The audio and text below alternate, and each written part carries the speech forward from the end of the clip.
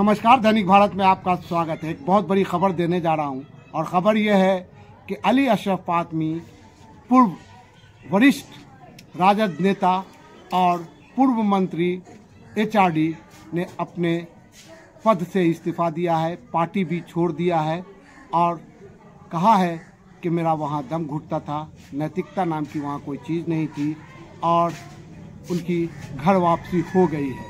अब कयास ये भी लगाया जा रहा है कि उनको मधुबनी का सांसद का टिकट मिलेगा। हालांकि ये बस औपचारिकता भर की देरी है, लोग खुल के बात नहीं कर रहे हैं, लेकिन ये तय ही मानिए कि मधुबनी से अली अशरफ फातमी सांसद बनने जा रहे हैं।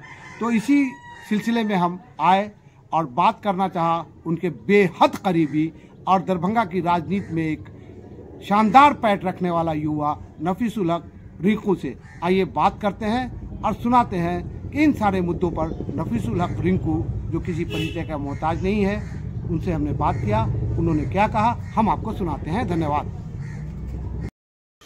रिंकू भाई, आप अली अशरफ फातमी के करीब रहे हैं राजनीतिक रूप से, तो अभी खबर आ रही है कि उन्होंने जदयू से अपना इस्तीफा दे दिया है, तो उसके पीछे क्या कुछ कारण है? क्या वो राजद में घर वापसी कर सकते हैं? देखिए, आज हमारे बड़े अली अशरफ फातमी साहब का आज हमने भी देखा है पत्र, बात भी कल हुई थी, उन्होंने त्याग पत्र दिया है।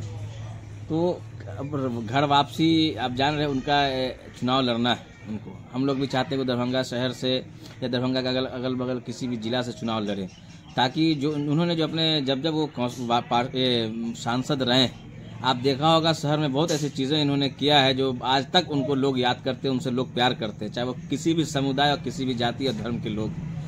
तो उनके जैसे लीडर की कमी थी। बहुत दिन से हम नहीं पिछली बार भी चुनाव उन्होंने तैयारी किया, लेकिन उन्होंने चुनाव नहीं लड़ पाए। ये अफसोस की बात है हम लोगों के लिए भी। हम लोग बहुत कोशिश में थे कि पिछली बार ही वो चुनाव लड़ते सांसद का। अगर उनको राजद टिकट देती है, चाहे दरभंगा या मधुबनी से, तो उनके साथ दरभंगा के सारे लोग, पूरी हम लोग और उनके जितने शुभचिंतक हैं और पूरे सारे लोग मधुबनी, दरभंगा, जिस जिला से भी उनको टिकट मिलता है, हम लोग पूरा सहयोग के साथ उनको चुनाव लड़ाने का काम करेंगे। रात दिन एक कोशिश करेंगे कि वैसे सेकुलर लोग इस दोनों जिला में से किसी एक जिला का प्रतिनिधित्व करें, जिससे उस जिला का विकास हो, लोगों का विकास हो, एक अच्छा मैसेज जाए। तो मैं उन लोगों के लिए, तो अली अशरफ फातमी साहब के लिए बहुत दिन से हम लोग चिंतित थे कि कहीं ना कहीं से वो सांसद का चुनाव लड़े। उन्होंने त्याग पत्र दिया है, तो आज हमको, लेकिन देखें, हम लोगों ने देखा है, तो हमको लगता है कि बहुत जल्द उनकी घर वापसी होने जा रही है और हम चाहते हैं कि उनकी घर वापसी, उनको टिकट मिले और हम लोग की उनके साथ शुभकामनाएं हैं कि आगे उनका और सांसद बने और लोगों की सेवा करें। आपके चेहरे की मुस्कुराहट बता रही है कि आप कहना तो बहुत कुछ चाह रहे हैं, लेकिन औपचारिकता जो बची हुई है उसके कारण कुछ कह नहीं रहे हैं। तो क्या ये मान लिया जाए कि अली अशरफ फातमी का मधुबनी से टिकट फाइनल हो गया है? आपने कहा कि आपसे बात भी हुई उनकी, तो क्या कुछ बात हुई है? कुछ इशारे में ही बता दीजिए। देखिए, है क्या कि हम तो आपको कह ही रहे हैं कि दोनों जिला से कहीं न कहीं से तो हम उम्मीद है इंशाल्लाह ताला, और बिहार के जो हमारे चाहे वो RJD के जो भी हैं महागठबंधन के लोगों से उम्मीद है कि ये बहुत जल्द ये घोषणा हो जाएगी। थोड़ा सा 1-2 दिन की बात है, अभी आपको हम क्या बताएं। तो कोशिश में तो है कि हम लोग लगे हैं उनको चुनाव लड़ाना, चाहे वो मधुबनी से लड़ें या दरभंगा से लड़ें। उम्मीद है कि मधुबनी से ही लड़ेंगे। तो हम लोग को आप लोगों के चैनल के माध्यम से भी कहेंगे, उनका जो पहले का जो कार्य है, जो उनका आज एक सेकुलरिज्म का लोगों के बीच जो उनकी एक पकड़ है, सभी समुदाय, सभी अति पिछड़ा, छोटा, गरीब, गुरबा, महादलित, सारे लोगों की मंशा है शहर के से लेकर अगल बगल के जिलों से कि अली अशरफ फातमी साहब चुनाव लड़े और हम लोगों का सेवा करें। अच्छा, आपने अगर अली अशरफ फातमी का त्याग पत्र पढ़ा हो तो उसमें उन्होंने जो कारण बताया, उसमें लिखा है कि मैं अपनी नैतिक मूल्यों की रक्षा के लिए अपने पद से इस्तीफा दे रहा हूँ।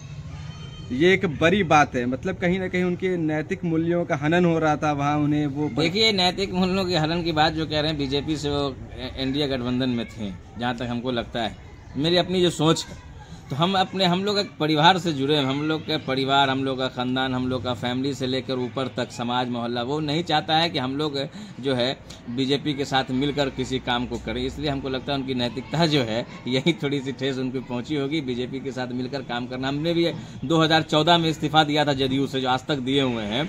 इसीलिए कि हमारे उन्होंने कहा था नीतीश कुमार जी ने कि हमारे अंतरात्मा काम नहीं करती है कि हम आरजेडी के साथ मिलकर काम करें। तो मैंने कहा कि एक मुख्यमंत्री की अंतरात्मा होती है तो एक कार्यकर्ता की भी अंतरात्मा होती है। तो हमारी अंतरात्मा भी कहती है कि मैं बीजेपी के साथ मिलकर काम करने में हमारी भी अंतरात्मा काम नहीं करती। इसलिए मैं आज भी रिजाइन दिया, तो आज तक किसी पार्टी में नहीं हूँ।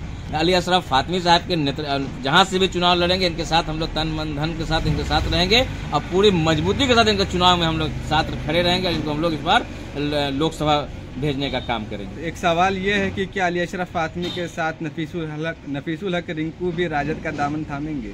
देखिए, ये आने वाले समय में बहुत कुछ क्लियर हो जाएगा। आपको भी, हम लोग के गार्जियन भी अली अशरफ फातमी साहब हमारे गार्जियन भी है, बड़े भाई भी हैं, और हम लोग उनके समझिए कि पॉलिटिकल हम उनके बहुत अपने पॉलिटिकल गुरु भी उनको मानते हैं। तो हम लोग को उम्मीद है कि उनके साथ वो जहां रहेंगे हम लोग की मजबूती है उनके साथ ईमानदारी से रहेंगे, और जिस पार्टी में वो जाएंगे, जिस पार्टी में वो रहेंगे, हम लोग उनको मजबूती के साथ उनके साथ खड़े रहेंगे और उनको हम लोग हर अच्छे समय से लेकर बुरे समय में उनके साथ खड़े थे, और वो जब तक हयात से हैं उन जिस जगह रहेंगे हम लोग ईमानदारी से उनके साथ खड़े रहेंगे। सर, आपकी ललाट और आपकी मुस्कुराहट बहुत कुछ बता रही है, पत्ते नहीं खोल रहे आप।